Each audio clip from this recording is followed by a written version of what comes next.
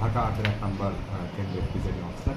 এখনও পর্যন্ত আমাদের ভোট কেন্দ্রে খুব স্বাভাবিকভাবে সুষ্ঠুভাবে ভোট গ্রহণ হচ্ছে।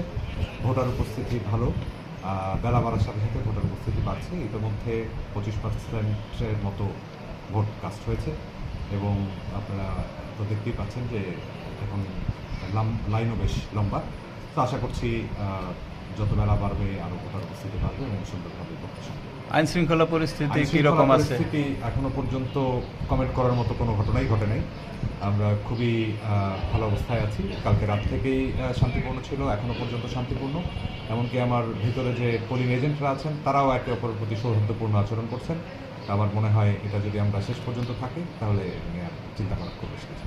শেষ পর্যন্ত মানে কত পার্সেন্ট ভোট পড়তে পারে বলে আপনি এটা আসলে বলাটা খুব কঠিন, এটা বলাটা খুব কঠিন। আচ্ছা, তবে যেহেতু বাড়ছে আমি আশা করি যে এটা একটা সিগনিফিক্যান্ট অ্যামাউন্ট হবে। এটা স্পেসিফিক কোনো পার্সেন্টেজ বলা নেই। জি, থ্যাংক ইউ।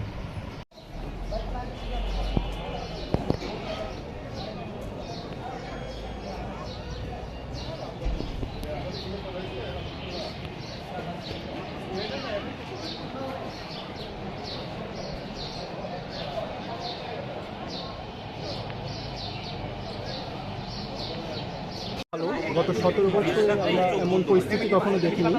আজকে মানুষ খুব নির্ভয়ে ভোট দিচ্ছে, হিউজ মানুষ ভোট দিচ্ছে। তারা নির্বাচনী যে একটা উৎসব আমেজ ছিল সেই 17 বছর আগে, সেই আমেজটা আজকে ফিরে এসেছে। তো ভোটার উপস্থিতি কীরকম বলে আপনার মনে হয়? আশা করছি খুব ভালো ভোটার উপস্থিতি হবে। যেহেতু কেন্দ্রে ভোট দিতে গিয়েছিলাম, খুব ভালো ভোটার উপস্থিতি আছে। আশা করছি তো 60+70 মতো চলে যাবো। মহিলা ভোটার উপস্থিতি কীরকম দেখলেন আপনি? মহিলা ভোটার উপস্থিতিও খুব ভালো, স্বাচ্ছন্দ্যে ওনারা ভোট দিচ্ছে, নির্ভয়ে ভোট দিচ্ছে। এটাই হচ্ছে সবচেয়ে বড়। ধন্যবাদ।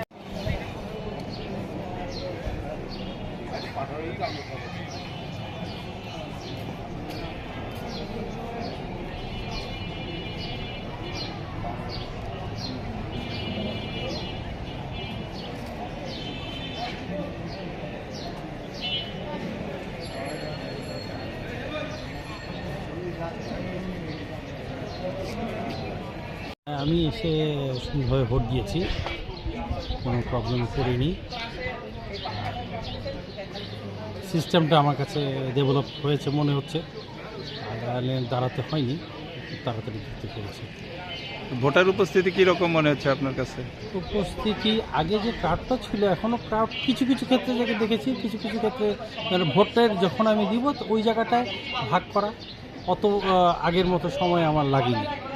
এখন তো প্রায় 12:30 বাজে, কীরকম ভোটারের উপস্থিতি দেখলেন? ভোটারের উপস্থিতি আমি একটু দেরি করে আসছি, তো আমি সকালটা দেখিনি।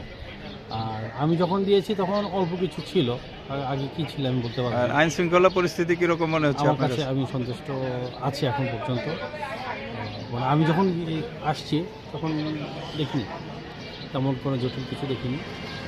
তো সার্বিক পরিস্থিতি ভালো হবে বলে আপনি মনে করছেন?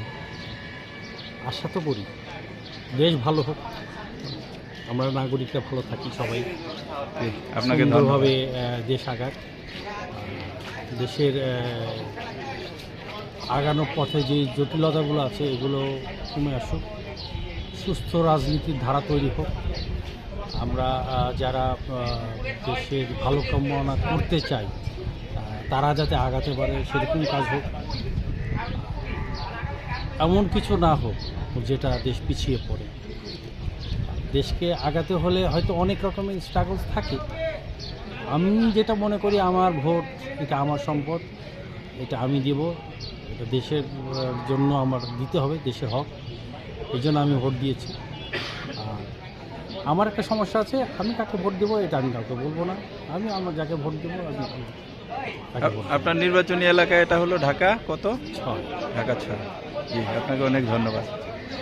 জাতীয় সংসদ নির্বাচন উপলক্ষে সার্বিক পরিস্থিতি আপনার কাছে কি মনে হচ্ছে? শোনেন, একজন সাধারণ ভোটার হিসাবে অনেকগুলি বিগত 3টে সময়ের যেটা ভোট আমরা দেখেছি, যেমন 1914 সালে আমরা যেই ভোটটা দেখেছি 153টা বিনা প্রতিদ্বন্দ্বিতায় নির্বাচিত। কারণটা হচ্ছে সেই সময় বিএনপি এটা বয়কট করলো, ফলে হচ্ছে যে নির্বাচনটা ঠিকমতো ওইভাবে হলো না। তারপরে এর পরবর্তীতে 18 যে নির্বাচন, সেটা আমরা দেখলাম যে মোটামুটি আগের রাতেই সমস্ত ভোট হয়ে গেছে আর 2024-এ যেটা একদম এই যে মানে 1 বছর বা 2 বছর আগে যে নির্বাচনটা হলো, সেই নির্বাচনটা মোটামুটি ডান পাশেও আওয়ামী লীগ, বাঁ দিকে আওয়ামী লীগ। সুতরাং সেই নির্বাচনের যে স্বাভাবিক যে পরিস্থিতি, মানে নির্বাচনে ভোট দেওয়ার যে দর্শক মানে আমাদের ভোটারদের যে আগ্রহ, সেটা আমরা কোনোটাই পাইনি। এইবার অন্তত আমরা ভোট দেওয়ার একটা সুযোগ পেয়েছি।